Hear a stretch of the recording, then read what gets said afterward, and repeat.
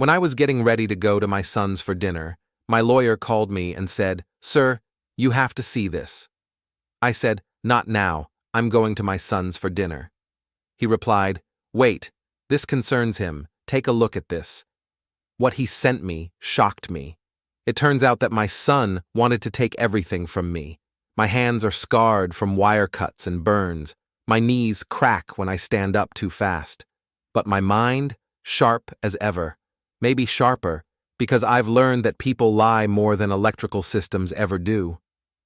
It was a Thursday evening in late October, the kind of evening where the sky turns purple-gray early and the wind carries that metallic smell of coming rain. I was standing in our bedroom, tying my shoes, when my phone buzzed. I glanced at the screen. Holland. My lawyer. A good man, cautious, doesn't call unless it's important. "Holland," I said, wedging the phone between my shoulder and ear while I finished the knot. "What's going on?" "Sir, you have to see this." I straightened up, feeling my lower back protest. "See what? I'm about to head out. Evan invited us for dinner." "Wait, this concerns him. Take a look at this. I'm sending it now." I heard the chime of an incoming email. My stomach tightened. Holland's voice had that edge to it, the same edge he'd had when he told me about the lawsuit from the contractor who tried to claim I'd installed faulty wiring. That lawsuit went nowhere, but the tone in Holland's voice had been the same. Serious. Urgent. I sat down on the edge of the bed and opened the email on my phone.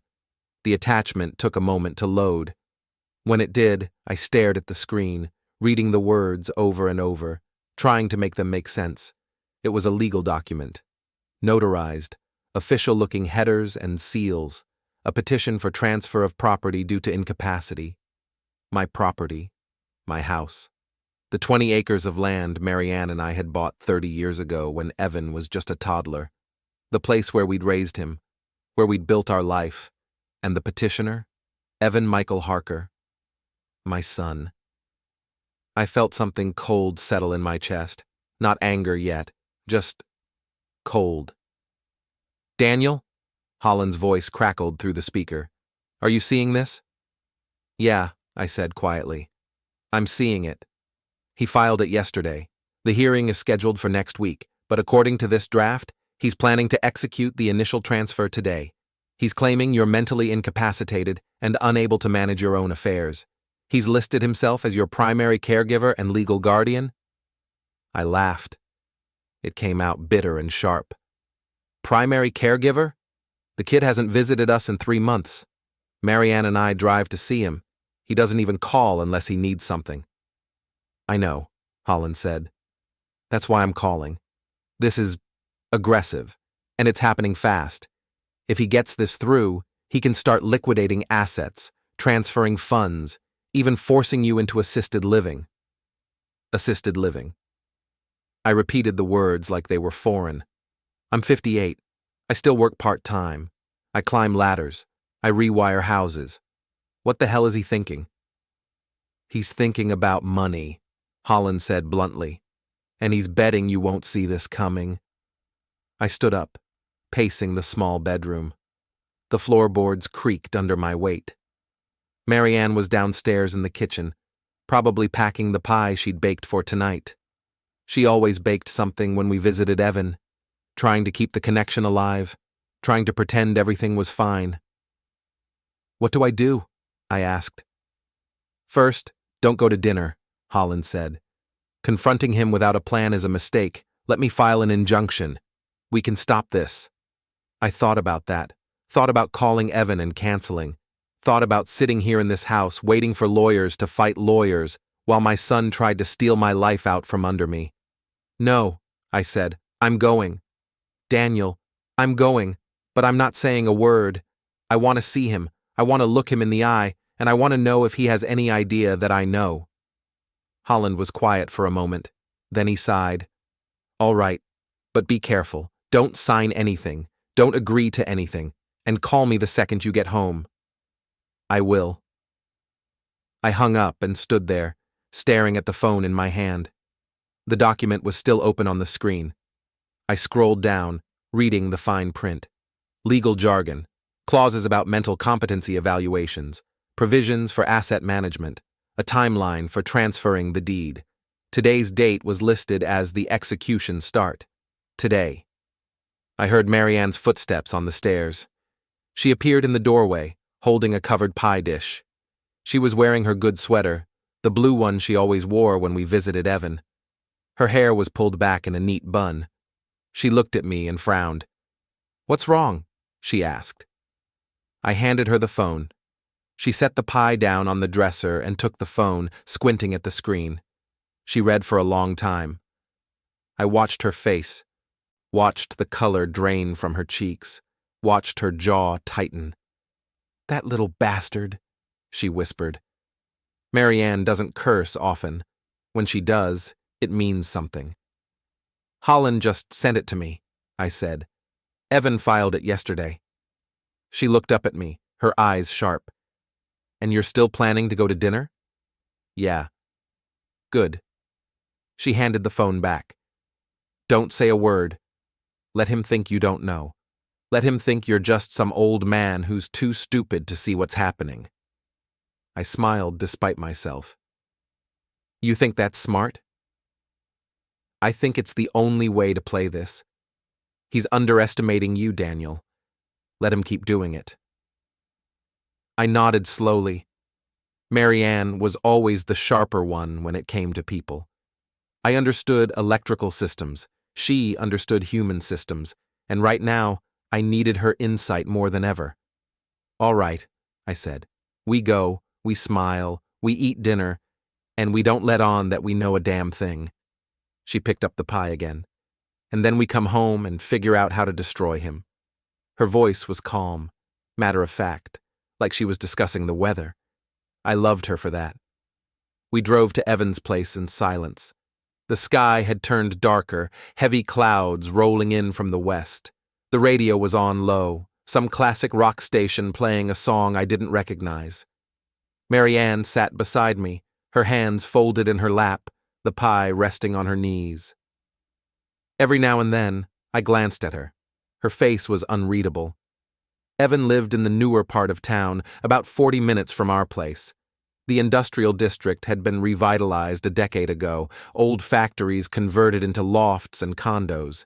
Expensive, trendy, the kind of place where people paid $1,000 a month for exposed brick and high ceilings.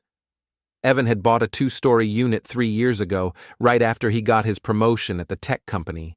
He'd invited us to the housewarming party, showed us around like he was giving a tour of a museum. Look at the reclaimed wood. Look at the stainless steel appliances. Look at what I've built. At the time, I'd been proud. My son, successful. My son, making something of himself. Now, driving through the rain-slicked streets, I wondered when pride had turned into entitlement. I parked in front of his building. The streetlights were just starting to flicker on, casting long shadows across the pavement. I grabbed the pie from Marianne and we walked to the front entrance. The building had a security system, but Evan had given us the code. I punched it in and the door buzzed open. We took the elevator to the 3rd floor. The hallway was lined with modern art prints and smelled faintly of lavender. Evan's door was at the end, painted a fashionable shade of gray. I knocked. The door opened a moment later. Tanya stood there, Evan's wife. She was 28, 10 years younger than her husband. Blonde hair, perfectly styled, makeup flawless. She was wearing a white blouse and skinny jeans, the kind of outfit that looked casual, but probably cost more than my monthly utility bill. She smiled, but it didn't reach her eyes. "Daniel, Marianne, come in, come in." She stepped aside and we entered. The apartment was exactly as I remembered it. Open floor plan, high ceilings, exposed brick on one wall, a massive flat-screen TV mounted above a sleek electric fireplace. Everything was clean and minimalist, the kind of space that looked like it belonged in a magazine. Evan was in the kitchen, standing at the island, scrolling through his phone. He looked up when we walked in and smiled. "Hey, Mom, Dad, glad you could make it." I forced a smile. Wouldn't miss it. He walked over and gave Marianne a quick hug, then shook my hand. His grip was firm but brief, performative. I handed him the pie. "Mom made her famous apple pie," I said. "Great," Evan said, barely glancing at it. He set it on the counter and turned back to his phone. "Dinner's almost ready. Tanya's been cooking all day." I glanced at Tanya, who was now standing by the stove, stirring something in a pot. She didn't look like she'd been cooking all day. She looked like she'd just stepped out of a salon. "Smells good," Marianne said, her voice warm. "Thanks," Tanya said without turning around. Evan gestured to the living room. "Have a seat. I'll grab you guys something to drink." We sat on the couch, a low-slung modern thing that was more stylish than comfortable. Evan brought us glasses of water. Not wine, not beer. Water. I took a sip and watched him move around the kitchen, talking to Tanya in low voices. I couldn't hear what they were saying, but Tanya's body language was tense. Her shoulders were hunched. She kept glancing toward the stairs. "Everything okay?" Marianne asked, her voice light. "Fine," Evan said quickly. "Just figuring out the timing. Dinner'll be ready in about 20 minutes. I nodded and leaned back, pretending to relax. But my mind was racing. The document, the petition, the plan to take everything. I wanted to grab Evan by the collar and demand answers. I wanted to shout. I wanted to make him explain how he could do this to his own parents. But I didn't. I sat there. I sipped my water. I smiled. Because Marianne was right. Let him think I didn't know. Let him think I was just some old man who didn't see it coming. 20 minutes passed. Tanya set the table. Evan poured himself a glass of wine. We made small talk, the weather, traffic, Marianne's book club, safe, boring topics, the kind of conversation that filled space without saying anything real. Then, just as Tanya was carrying a dish to the table, I heard voices from upstairs, raised voices, angry voices. I glanced at Marianne. She'd heard it too. Evan's face darkened. "Excuse me," he said, and he headed for the stairs. Tanya set the dish down and followed him, her heels clicking on the hardwood. Marianne and I sat there, alone in the living room. The voices upstairs grew louder. I could make out words now, a woman's voice, older, shrill. "Starting today, Mom, you eat your own food. Stop thinking I'm going to support some old woman." That was Evan, shouting at someone. A woman's voice replied, quieter, pleading. I couldn't make out the words. Evan again, louder. "I don't care. You've been living off me for years. It's done. You want to eat? Get your own food. Get your own place. I'm not your bank anymore." Marianne's hand found mine. She squeezed it. Her eyes were wide. I stood up slowly, quietly, and moved toward the stairs. I could hear Tanya now, trying to calm Evan down. "Babe, not now. Your parents are downstairs." "I don't care," Evan snapped. "She needs to hear this." I climbed the stairs one slow step at a time. The voices grew clearer. I reached the landing and saw an open door at the end of the hall. Evan was standing in the doorway, his back to me. Tanya was beside him, and inside the room, sitting on a bed, was an older woman. She looked to be in her 70s, thin and frail, with gray hair pulled back in a loose ponytail. Her face was streaked with tears. I didn't recognize her. Evan was still yelling. "You think I'm going to keep paying for your prescriptions, your groceries, your rent? Forget it. I've got my own life to worry about. I've got plans, big plans, and they don't include babysitting you." The woman sobbed. "Please, Evan, I'm your mother-in-law. I have nowhere else to go." Evan laughed. It was cold, cruel. "Not my problem." I cleared my throat. Evan spun around.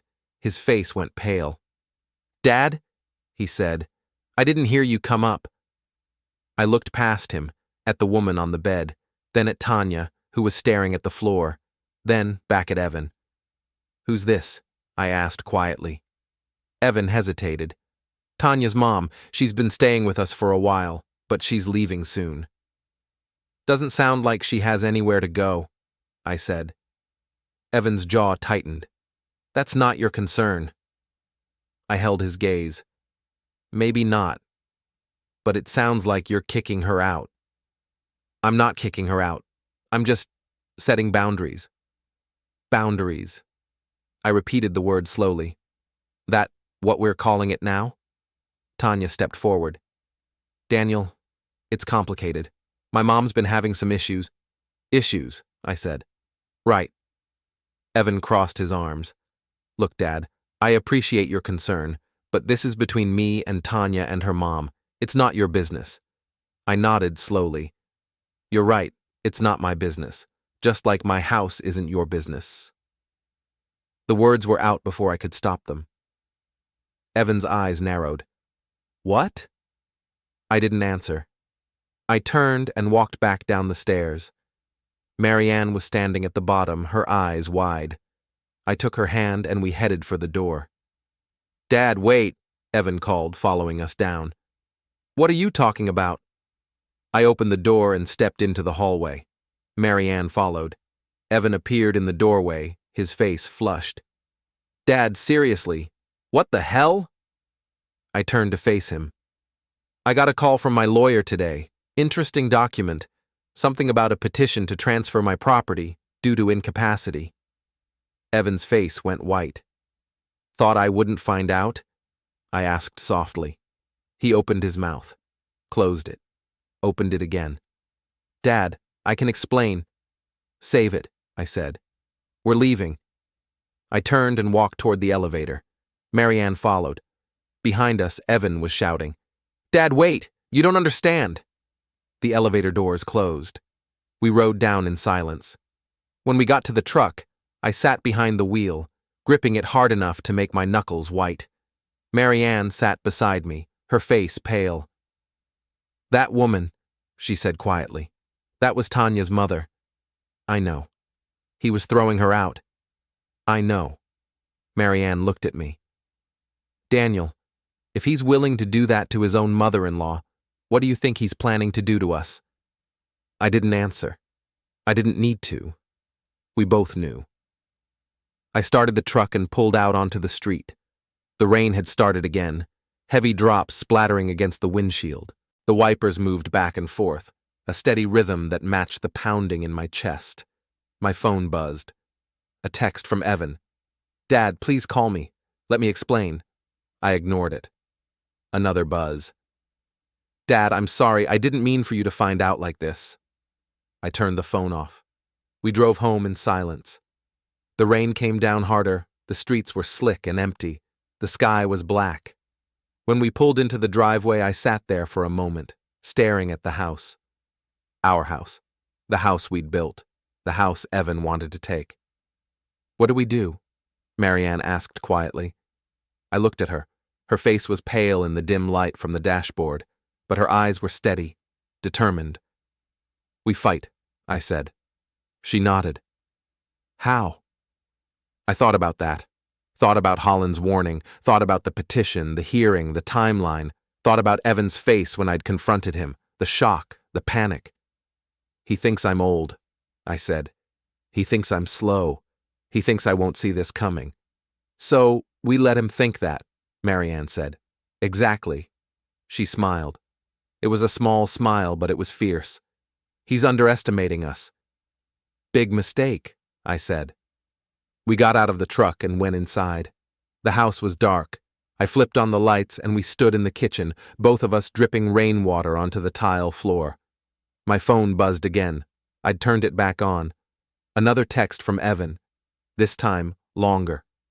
Dad, I know you're angry, but you have to understand. I'm doing this for your own good. You and Mom aren't getting any younger. You need help. You need someone to manage things. I'm just trying to take care of you. I read the message out loud to Marianne. She laughed. It was sharp and bitter. Take care of you. Right. By stealing your house.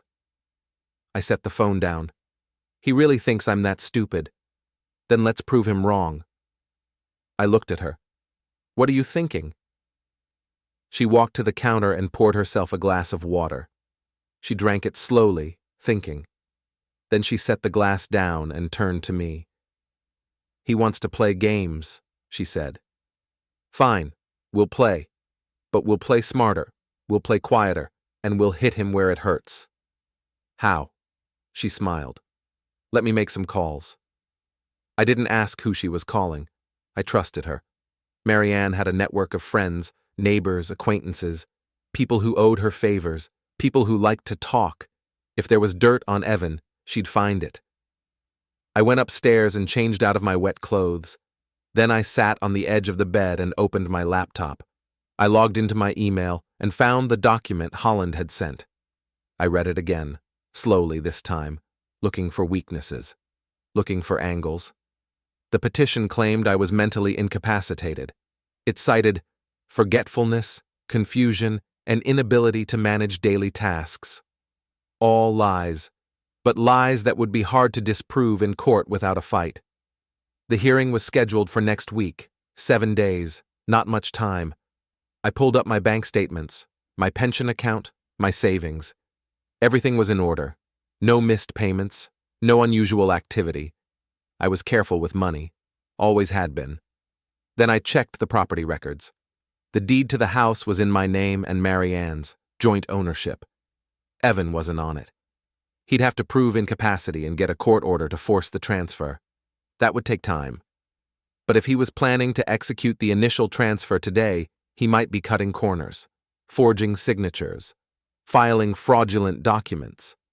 I opened a new tab and started searching for the developer he'd mentioned in the document, the one who wanted to buy the land. It took a few minutes, but I found him. A guy named Richard Mellon, local real estate mogul, specialized in buying up rural properties and turning them into housing developments. He had a reputation for aggressive tactics and deep pockets. I clicked through his website. Photos of smiling families in front of cookie-cutter houses, testimonials from satisfied buyers, all very polished, very corporate. And then I found it. A news article from 6 months ago. Richard Mellon under investigation for fraudulent land deals. The article was vague, but it mentioned falsified documents, forged signatures, and pressure tactics. The investigation had been dropped. Insufficient evidence. I sat back, staring at the screen. So Evan was working with a guy who had a history of shady deals. That explained a lot. I heard footsteps on the stairs. Marianne appeared in the doorway, her phone in her hand. "I just talked to Linda," she said. Linda was her friend from book club, married to a county clerk, loved to gossip. "And?" I asked. "Evan's been busy," Marianne said. "He filed the petition yesterday, like Holland said, but he also filed a secondary document, a request for immediate guardianship. He's claiming you're a danger to yourself." I laughed. "A danger to myself?" That's what Linda said. The hearing for that is scheduled for next Monday. If he gets it approved, he can start making decisions for you immediately, including where you live. "Assisted living," I said. Marianne nodded. "Linda said there's already a facility on the paperwork. Pinecrest Senior Care. It's one of those places where you sign over your assets to cover the cost of your stay. So he gets the house and the land," I said, "and we get locked up in some nursing home." "That's the plan." I stood up, pacing the bedroom. "How is this even legal?" "It's not," Marianne said. "Not if you can prove you're competent. But the burden of proof is on you. You have to fight it. And fighting takes time and money. And by the time you win, he might have already sold the property." I stopped pacing. "What else did Linda say?" Marianne hesitated. "She said Evan's been talking. To relatives, to friends. He's been telling people you're slipping, that you forget things, that you get confused. He's been building a narrative." "Who's he been talking to?" "Everyone," Marianne said. "Your sister, your cousins, even the neighbors. Linda said at least 19 people have heard some version of this story." 19 people. I felt my stomach twist. "And they believe him?" I asked. Marianne shrugged. "Some do, some don't, but it doesn't matter. If enough people repeat the story, it becomes true. That's how this works. I sat down on the bed, my head in my hands. Evan wasn't just trying to steal my house. He was trying to destroy my reputation, turn me into some doddering old fool who couldn't take care of himself. We need to move fast, I said. Marianne sat beside me. We will, but we need a plan, a good one. I looked at her. What are you thinking? She smiled. It was a dangerous smile, the kind of smile that made me glad she was on my side. His birthday is next week, she said. He's planning a big dinner, invited the whole family, 19 people. I know, I said. He mentioned it last month. He's expecting us to cook, Marianne said. He told Linda we'd be bringing the food, all of it. I frowned. He told Linda that? Yep. He said, Mom and Dad are handling the food. They love doing stuff like that. I felt anger flare in my chest. Of course he did. Marianne's smile widened. So here's what we do. We go to the dinner, we bring the food, and we give him a party he'll never forget. I looked at her. What kind of party? The kind where everyone sees who he really is. I thought about that. Thought about 19 relatives gathered around a table. Thought about Evan, smug and confident, thinking he'd already won. I like it, I said. Marianne stood up. Good. Then let's get to work. Over the next 2 days, I learned more about my son than I ever wanted to know. Marianne made calls. I dug through records, and piece by piece the picture came together. Evan wasn't just planning to steal my house. He'd been planning it for months, maybe longer. The first crack in the facade came from Holland. He called me Friday morning with news. I did some digging, he said. The petition Evan filed? It wasn't his first attempt. He tried to access your pension account 3 weeks ago, claimed he was your authorized representative. The bank flagged it as suspicious and denied the request. I was sitting at the kitchen table, a cup of coffee growing cold in front of me. He tried to access my pension? He did. And when that didn't work, he filed this petition. He's escalating. I felt my jaw tighten. What else? There's more, Holland said. I pulled the records for the property sale. Richard Mellon, the developer, has already drawn up a contract. The sale is contingent on Evan obtaining legal control of the property. If the hearing goes his way, the house and land will be sold within 30 days. 30 days, I repeated. That's the timeline. And here's the kicker. Evan's getting a kickback, 10% of the sale price. That's about $80,000. I set my coffee down before I threw it. $80,000. Yep, it's in the contract, listed as a finder's fee. All perfectly legal, assuming he has the authority to sell, which he doesn't. Yet. I stood up and started pacing. The kitchen felt too small. The walls felt too close. So he's not just stealing the house, he's making money off it. That's the plan. I stopped pacing. Can we stop him? We can try, Holland said. But like I said before, the hearing is Monday. That gives us 3 days to build a case. And proving competency isn't easy, especially if Evan's been spreading rumors. The judge is going to look at the testimonies. If enough people say you're slipping, it'll be hard to fight. So we need to fight smarter, I said. Exactly. And that means gathering evidence, showing that Evan's lying, showing that he has a financial motive, showing that this is a scam. I can do that, I said. Good.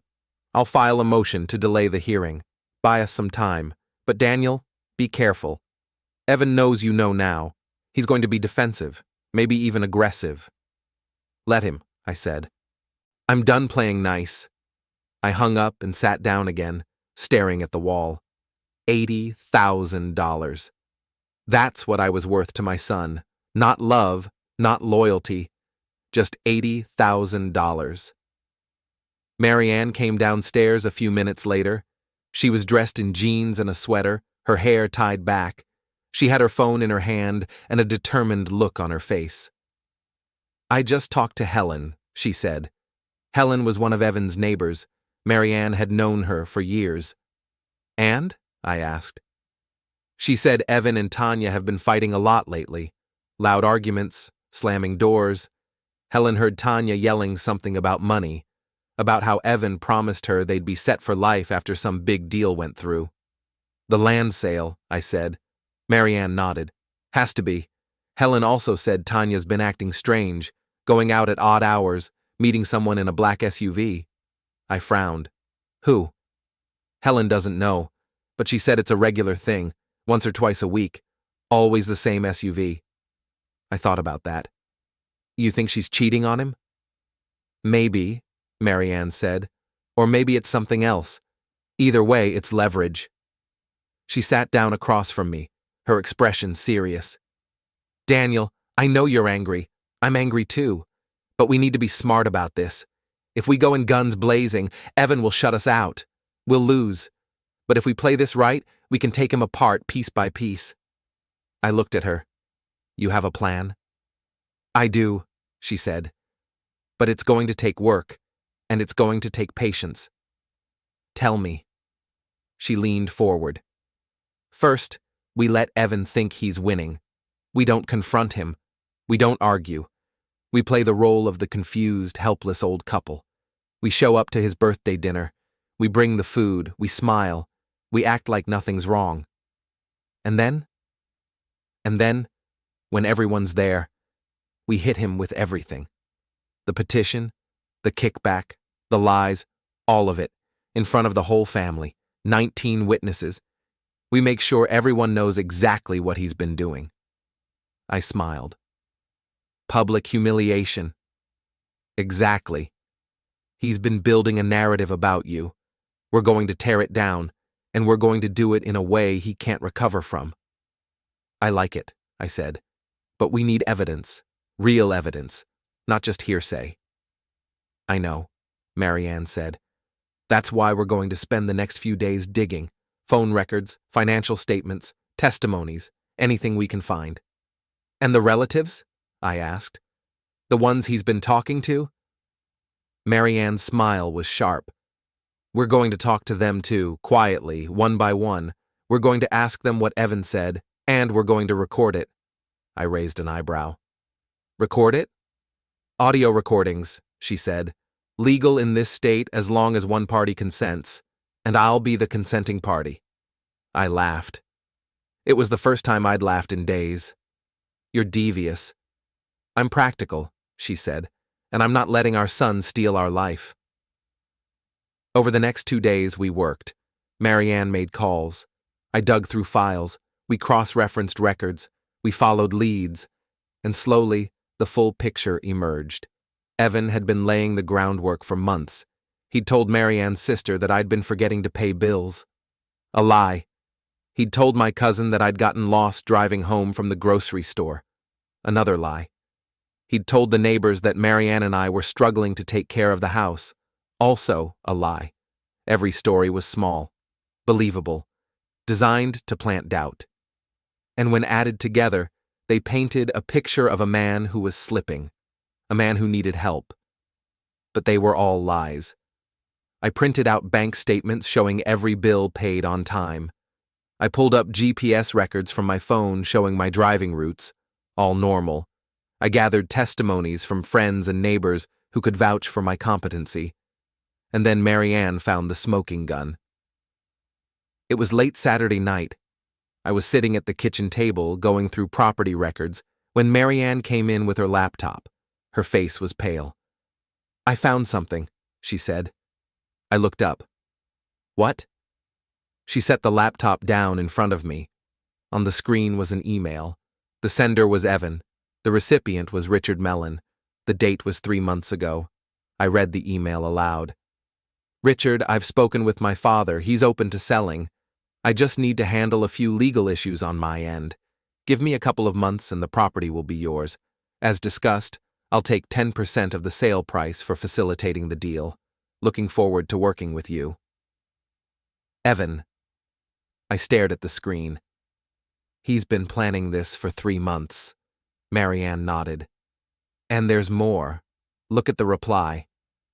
I scrolled down. Richard's response was short. Sounds good. Let me know when you're ready to move forward. I'll have the contracts drawn up. Just make sure your father doesn't back out. We don't want any complications. Complications, I said. That's what I am, a complication. Marianne reached over and squeezed my hand. Not for much longer. I looked at her. How did you get this? She smiled.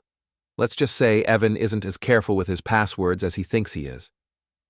I laughed despite myself. You hacked his email? I prefer the term accessed, she said. And yes, I did. And it's all admissible in court as long as we're smart about how we present it. I leaned back in my chair, staring at the ceiling. 3 months. He'd been planning this for 3 months, and he'd thought I'd never find out. Print it, I said. Marianne hit the print button. The printer in the corner whirred to life. A moment later, the email spat out onto the tray. I picked it up and read it again, just to make sure it was real. It was. What else did you find? I asked. Phone records, Marianne said. She pulled up another file. Evan's been calling Richard Mellon every few days. Long conversations. I can't get the content, but the frequency tells the story. They're working together. Anything else? She hesitated. There's one more thing, but you're not going to like it. I looked at her. Tell me. She opened another email. This one was from Tanya, sent to someone named Derek Mellon, Richard's son. I read it aloud. Derek, I can't wait to get out of this marriage. Evan's such a loser. But once this land deal goes through, I'll have enough money to file for divorce and start fresh. With you. Love, Tanya. I sat back, stunned. She's leaving him. Marianne nodded. As soon as the money comes through, she's been planning this the whole time. I thought about that. Thought about Evan, working so hard to steal my house, thinking he was building a future for himself and Tanya, and all the while, she was planning to leave him. He has no idea, I said. Nope. I looked at Marianne. Do we tell him? She thought about that. Then she shook her head. Not yet. Let him find out the hard way, at the dinner, in front of everyone. I smiled. You're really enjoying this, aren't you? She smiled back. Maybe a little. Sunday passed in a blur. We gathered more evidence, made more calls, refined the plan. By Sunday night, we had everything we needed: documents, emails, phone records, testimonies, all of it organized and ready to present. Evan called that night. I let it go to voicemail. He left a message. Dad, I know you're upset, but we need to talk. Please call me back. The hearing is tomorrow, and I want to make sure you understand what's happening. This is for your own good. I love you. I deleted the message. Thursday morning, I woke up to a text from Holland. Call me. Urgent. I dialed his number. He picked up on the first ring. Daniel, we have a problem. Evan's lawyer filed a counter motion.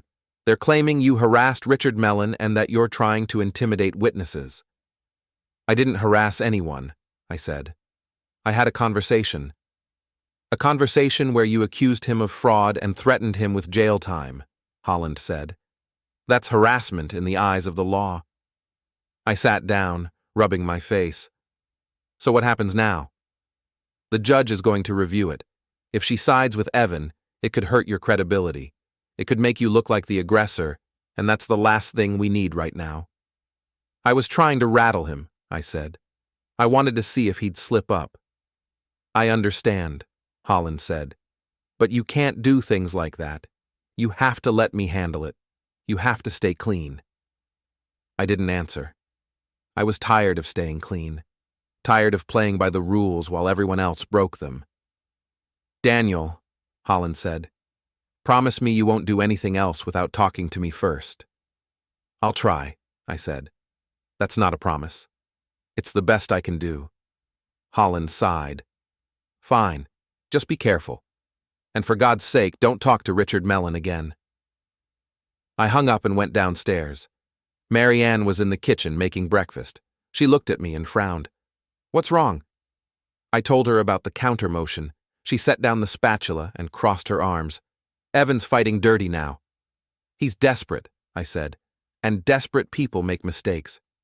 "Or they do something stupid," Marianne said, "like show up here." I looked at her. "You think he'll come back?" "I think he's running out of options, and when people run out of options, they do desperate things." She was right. I could feel it. The tension building. The sense that something was about to break.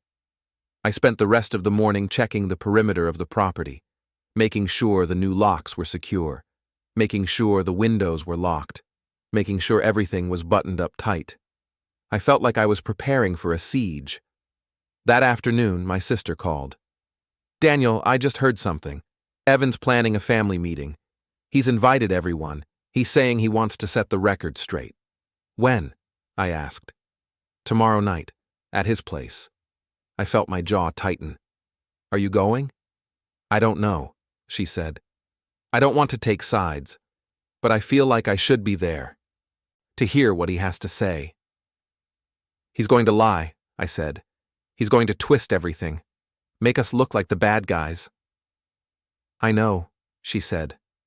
"But if I don't go, people will think I'm siding with you, and I don't want that either." I understood. She was caught in the middle. It wasn't fair.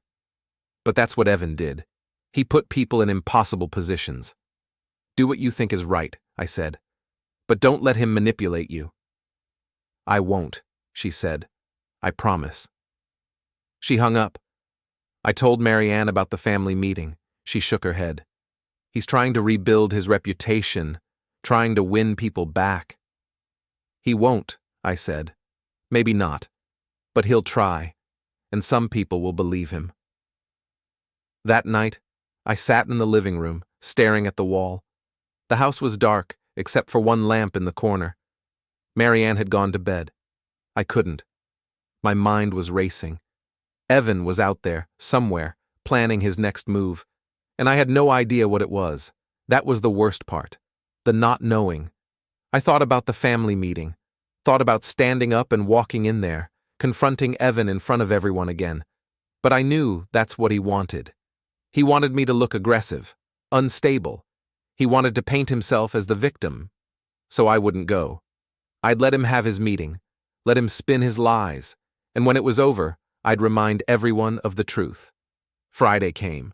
I spent the day working around the property, fixing a fence post, clearing brush, physical work that kept my hands busy and my mind quiet. Marianne stayed inside, making calls, checking in with people, gathering intelligence. By evening, my phone was buzzing with updates. My sister, my cousin, Linda. Everyone who'd been at the family meeting was texting or calling. The messages were all variations of the same thing. Evan put on a show. He cried. He apologized. He said he'd made mistakes. He said he'd been under pressure. He said Tanya had been pushing him. He blamed everyone but himself. And some people believed him. Not everyone. But enough. My sister called. "He was very convincing," she said. "He seemed genuinely sorry." "Did he mention the kickback?" I asked. "Did he mention the emails? Did he mention trying to steal $50,000 from my bank account?" She hesitated. "No. He said those were misunderstandings, that you took things out of context." I laughed. It was cold. Out of context. Right. "Daniel, I believe you," she said. "I do. But he's making it hard. He's making people question what really happened." "Then let them question," I said. "The truth doesn't change." She was quiet.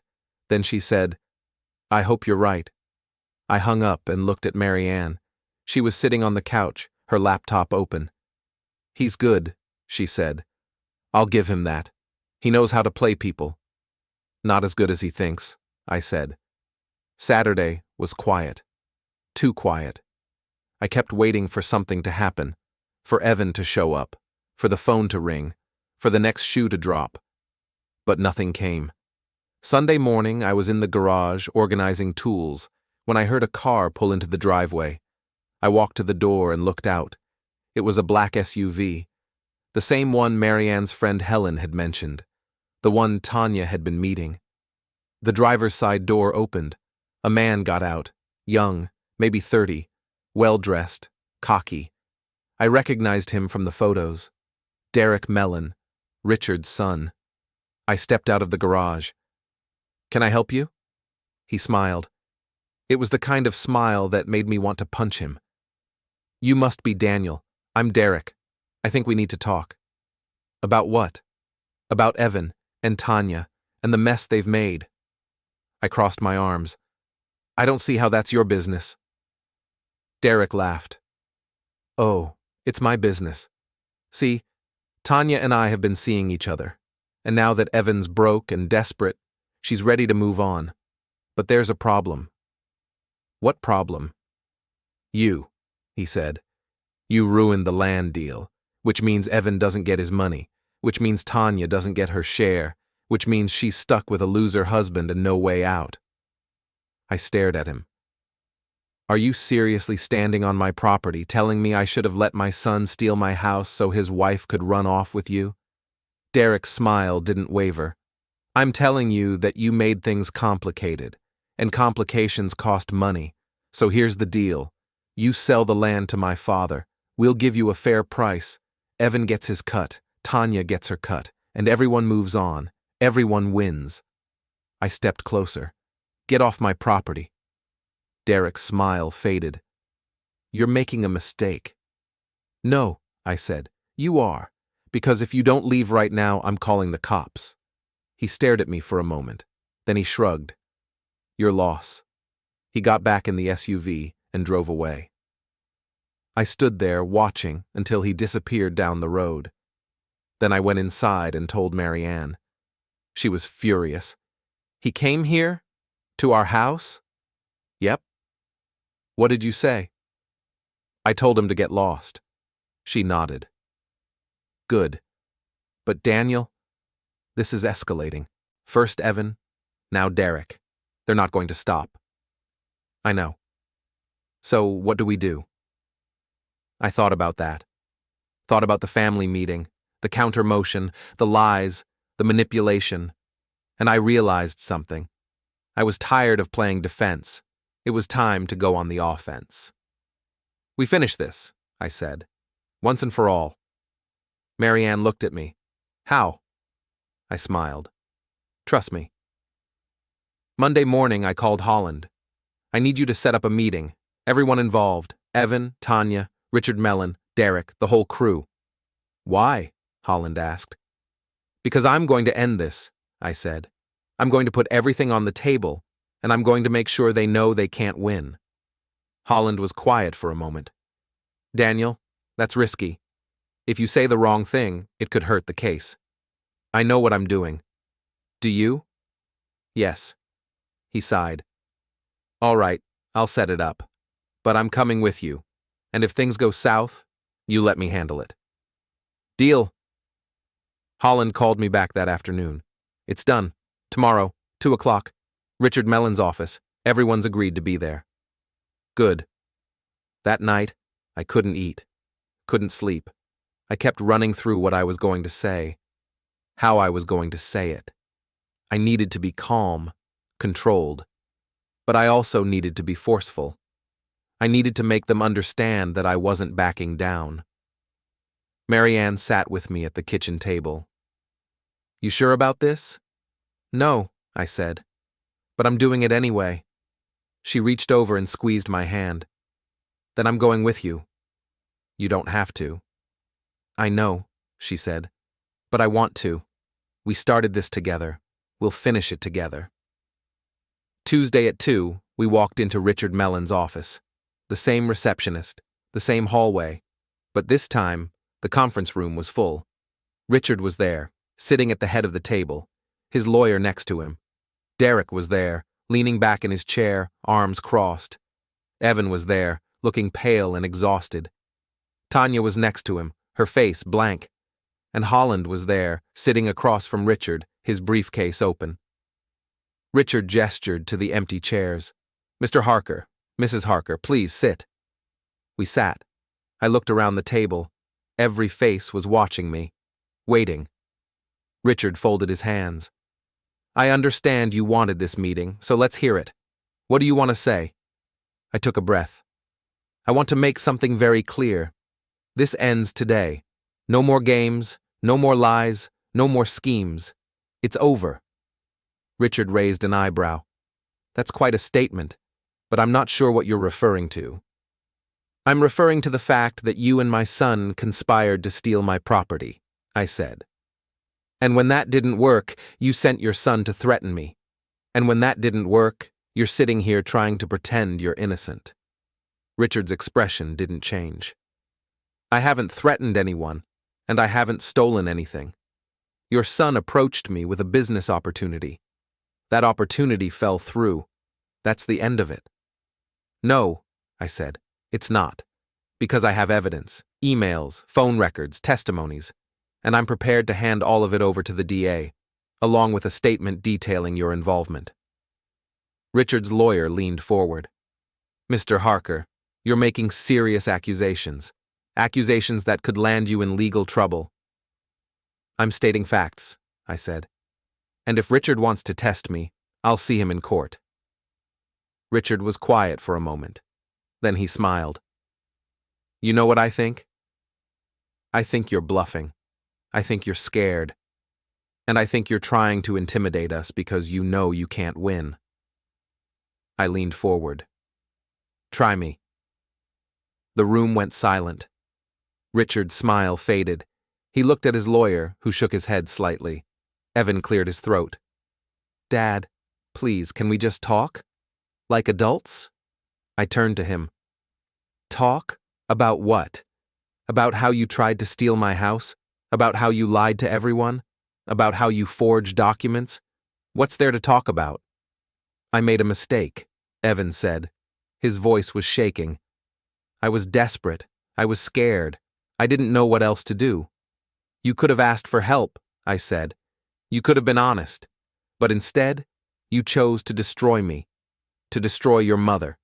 For money. It wasn't about the money, Evan said. Yes, it was, I said. It's always been about the money. And now you're sitting here trying to convince me that you're the victim. But you're not. You're the criminal. Tanya stood up suddenly. This is ridiculous. You don't know what it's like. You don't know the pressure we've been under. Sit down, Marianne said. Her voice was cold. Tanya glared at her. Excuse me? Sit down, Marianne repeated. Or leave. But don't stand there and lecture us about pressure. You've been planning to leave Evan the second you got the money. You've been cheating on him with Derek. So don't pretend you're some innocent bystander. Tanya's face went white. She looked at Derek, who was staring at the table. Is that true? Evan asked quietly. Tanya didn't answer. Is it true? Evan shouted. Tanya turned to him, tears streaming down her face. I didn't want it to be like this.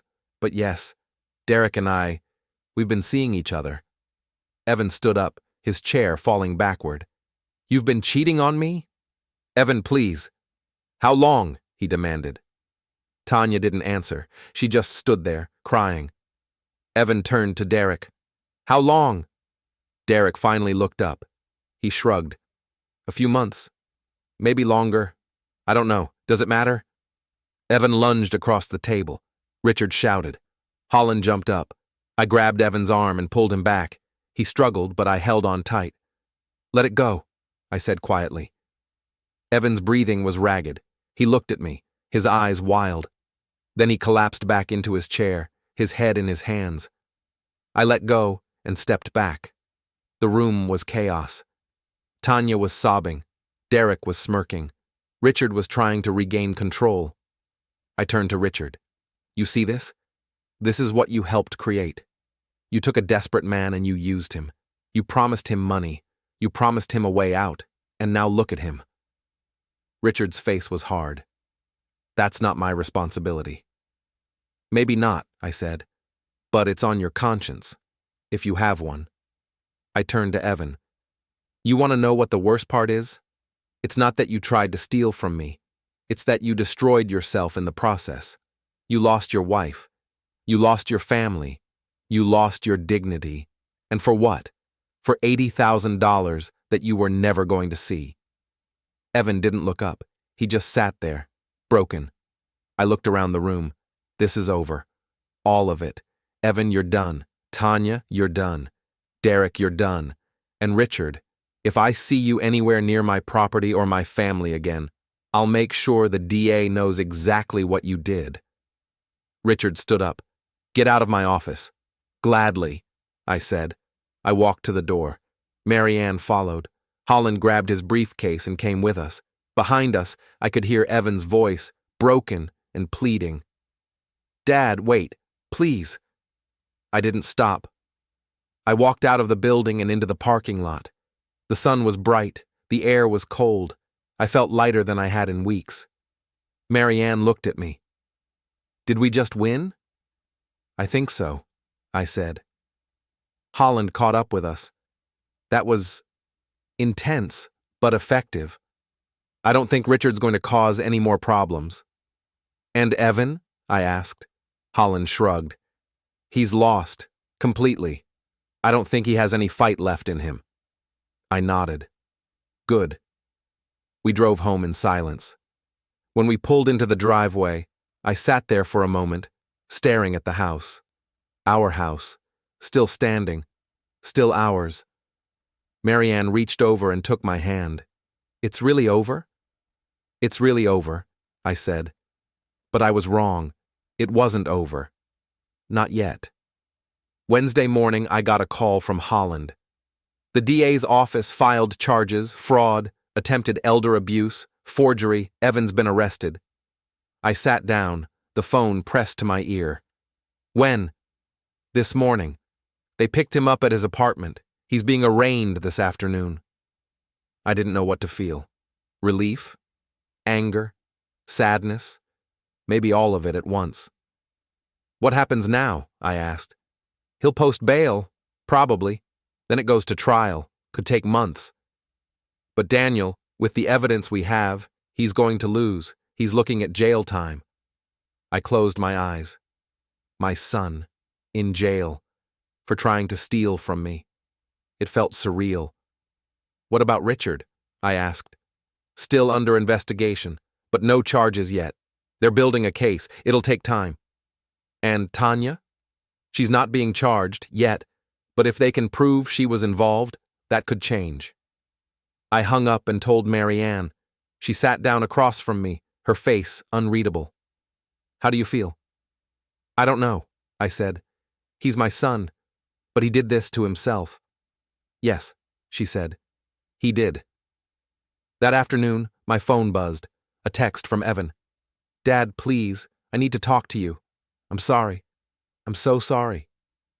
I stared at the message for a long time. Then I deleted it. Another text came a few minutes later. Dad, please, I'm begging you. Don't let them do this to me. I turned the phone off. Marianne reached over and took my hand. You don't have to respond. I know, I said. Over the next few days, the calls and texts kept coming. From Evan, from Tanya, from relatives who wanted me to drop the charges, to forgive him, to let it go. But I couldn't. Not because I was vindictive, but because Evan needed to face the consequences. He needed to understand that actions had repercussions, that you couldn't just lie and steal and manipulate and expect to walk away unscathed. Thursday, I got a call from my sister. Daniel, I know you're angry, but please think about this. He's your son. He made a mistake. But does he really deserve to go to jail? He didn't make a mistake, I said. He made a choice, a deliberate choice. And yes, he deserves to face the consequences. But what about forgiveness? She asked. What about family? Forgiveness doesn't mean letting him off the hook, I said. It means accepting what happened and moving forward. But that doesn't mean he gets to avoid jail. She was quiet. Then she said, I think you're making a mistake. I think you're going to regret this. Maybe, I said. but it's my choice to make. Friday, I drove into town to pick up some supplies. As I was walking out of the hardware store, I saw Tanya. She was standing by a car, talking on her phone. She saw me and froze. For a moment, we just stared at each other. Then she hung up and walked over. "Daniel," she said. Her voice was small, uncertain. "Tanya, I just wanted to say, I'm sorry for everything. I didn't mean for it to go this far." I looked at her. She looked tired, defeated. "You didn't mean for it to go this far? You were planning to leave Evan the second you got the money. You were cheating on him. You were lying to him. And now you're sorry?" She looked down. I know I messed up, but please don't blame me for everything. Evan made his own choices." "I don't blame you for everything," I said. "I blame you for your part, just like I blame Evan for his." She nodded. "What's going to happen to him?" "I don't know," I said. "That's up to the judge." "And us?" she asked. "Me and Derek?" I shrugged. "Not my problem." I walked past her and got in my truck. In the rearview mirror, I saw her standing there watching me drive away. That night, Marianne and I sat on the porch, watching the sun set. The air was cool. The sky was pink and orange. It was peaceful. "Do you think we did the right thing?" Marianne asked. I thought about that. "I think we did the only thing we could do." "But do you think it's right?" "I don't know," I said. "But I know we had to defend ourselves. We had to stand up. If we hadn't, Evan would have taken everything, and he wouldn't have stopped." Marianne nodded. "I know. But it still feels sad." "It is sad," I said. "It's the saddest thing in the world. But it's also necessary." We sat in silence, watching the sun disappear below the horizon. The sky turned dark. The stars came out. And for the first time in weeks, I felt something close to peace. Saturday morning, Holland called. The arraignment happened. Evan pleaded not guilty. Trial's set for next month. "What are his chances?" I asked. "Not good," Holland said. "The evidence is overwhelming. Unless he takes a plea deal, he's going to lose." "What kind of plea deal?" "Depends. Maybe reduced charges, maybe probation, maybe community service. But he'll have a record, and he'll lose any claim to your property." "Good," I said. That afternoon, I got a call from an unknown number. I almost didn't answer, but something made me pick up. "Hello? Mr. Harker, this is Detective Barnes. I'm with the DA's office. I wanted to let you know we've expanded the investigation.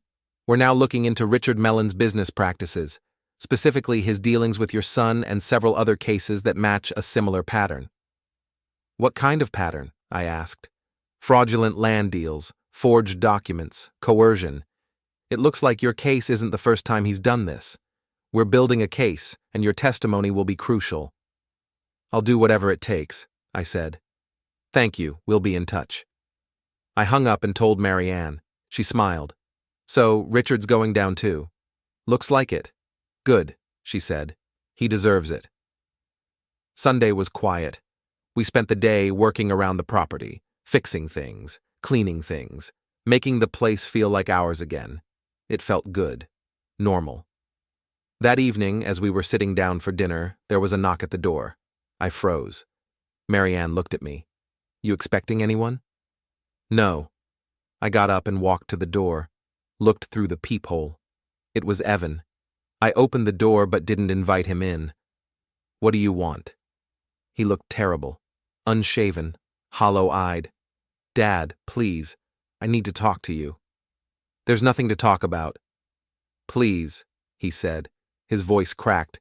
"I know I messed up. I know I hurt you, but I'm still your son. I'm still your family. Doesn't that mean anything?" I looked at him.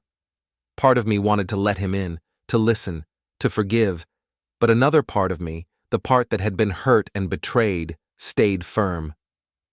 "You stopped being my family the day you tried to steal my house," I said. "Dad, I'm done, Evan. You made your choice. Now live with it." I closed the door, locked it, stood there, my hand on the handle, listening to him sob on the other side. It was the hardest thing I'd ever done. But I didn't open the door. After a few minutes, I heard footsteps, the sound of a car starting, the sound of him driving away. I walked back to the kitchen. Marianne was standing there, tears in her eyes. "You did the right thing," she said. "I know," I said.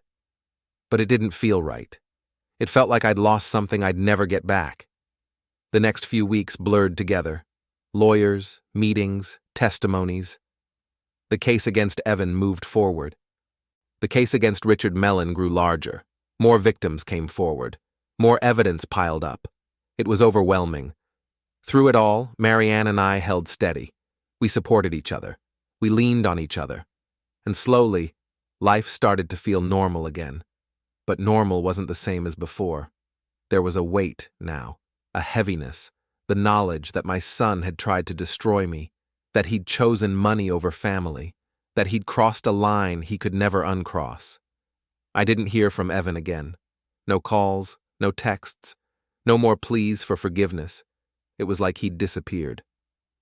Tanya filed for divorce. I heard about it through the grapevine. She moved in with Derek. I didn't care.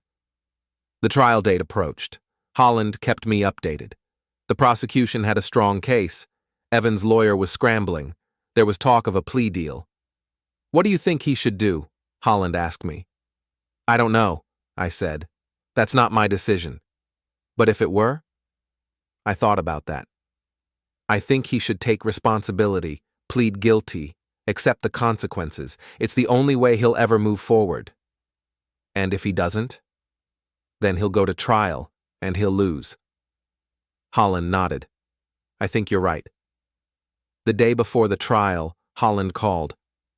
Evan took a plea deal. He pleaded guilty to fraud and attempted elder abuse. He's getting 3 years probation, community service, and a permanent restraining order. He can't contact you or Marianne. He can't come within 1,000 feet of your property, and he has to pay restitution. I sat down. "How much restitution?" $50,000, the amount he tried to steal from your bank account. I laughed. It was bitter. "He doesn't have $50,000. "I know," Holland said.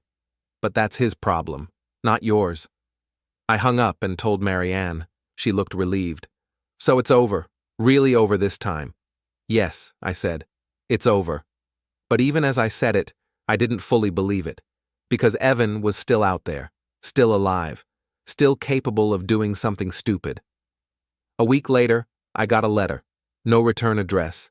Just my name and address written in shaky handwriting. I opened it. Inside was a single piece of paper, a letter from Evan. "Dad, I know you don't want to hear from me. I know you hate me, and I don't blame you. I hate myself too. I've spent the last few weeks thinking about everything I did, everything I lost, and I finally understand. I was wrong, completely wrong. I let greed and fear control me. I let Tanya control me. I let Richard control me. And I lost the 2 people who actually cared about me. You and Mom.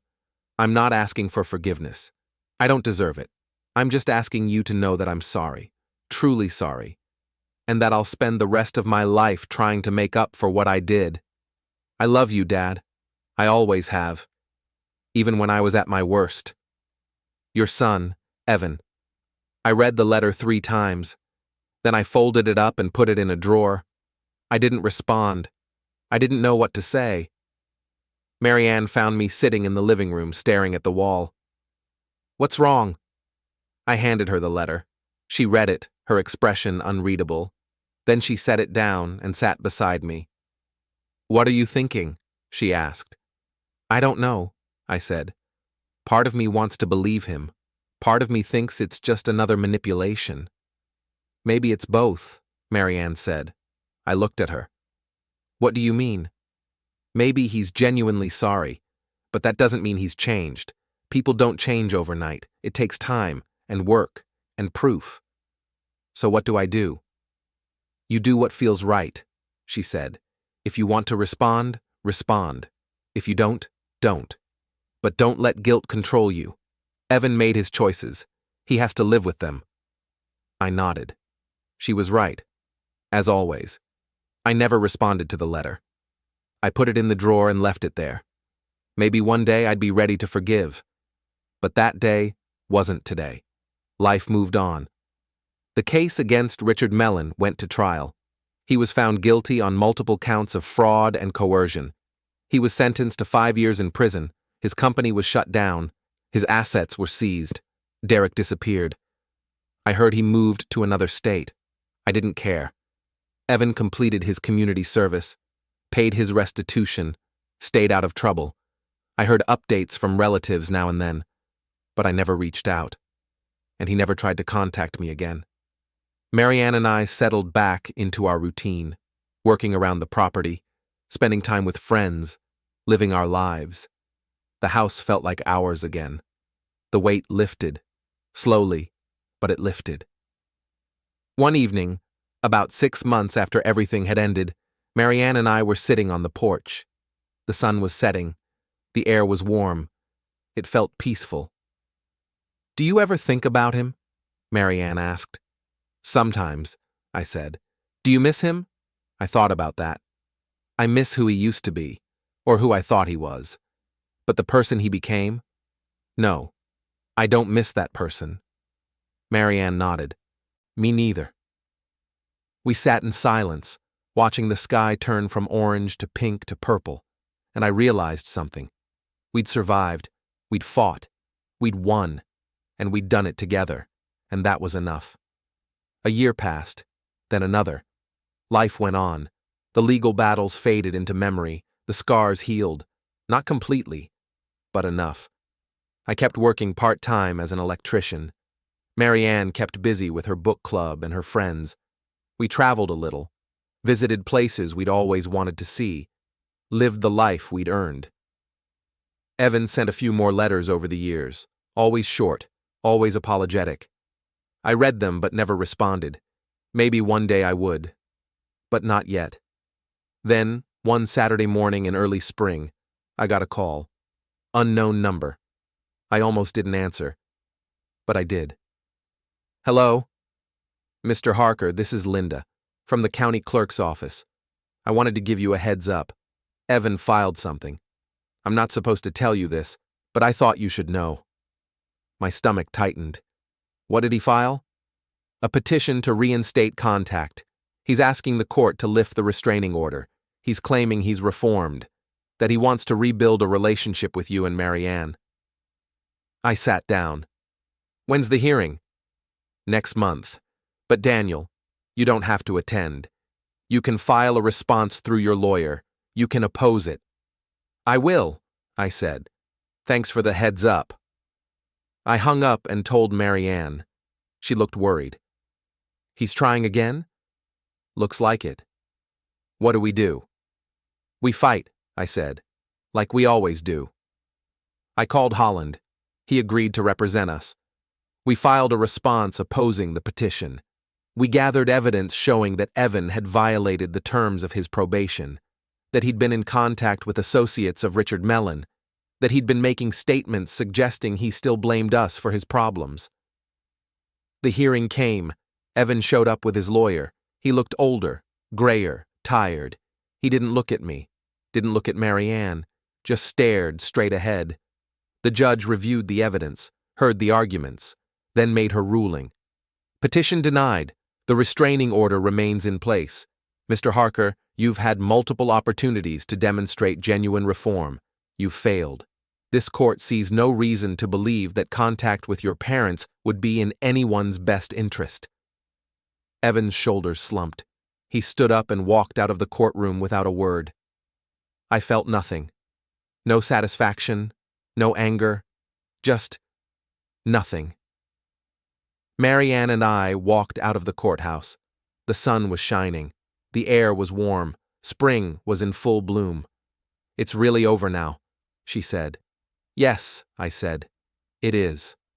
We drove home, and as we pulled into the driveway, I looked at the house. Our house, still standing, still ours. We'd won, and that was the end of it, finally.